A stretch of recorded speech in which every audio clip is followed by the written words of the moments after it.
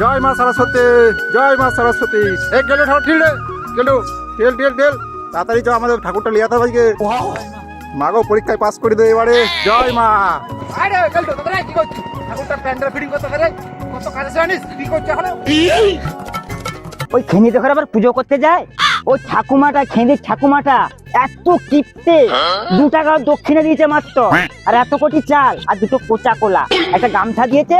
ওই গামছা ঠাকুর মশাই আপনাকে দিলাম, গামছাটা 1.5 বিঘা গামছা হবে, আপনি ব্যবহার করবেন।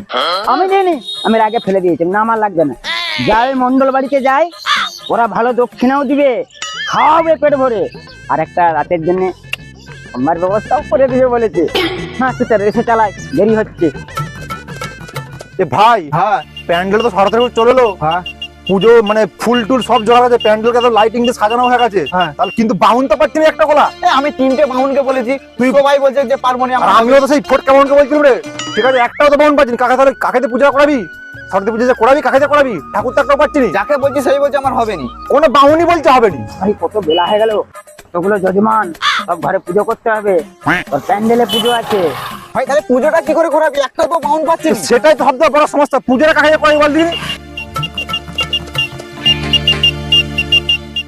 এ ভাই, ওই জায়গাটা বাউনের সময় নেই। হ্যাঁ হ্যাঁ হ্যাঁ, মনে হচ্ছে তো ওইটাই বাউন। চল চল, ওকে যে ধরি, ওকেই বলি পূজা করা। চল চল চল চল চল। আয় আয় দাঁড়াও দাঁড়াও দাঁড়াও, তুই দাঁড়াও দাঁড়াও দাঁড়াও দাঁড়াও দাঁড়াও কি বলছি বল, দাঁড়াও দাঁড়াও দাঁড়াও।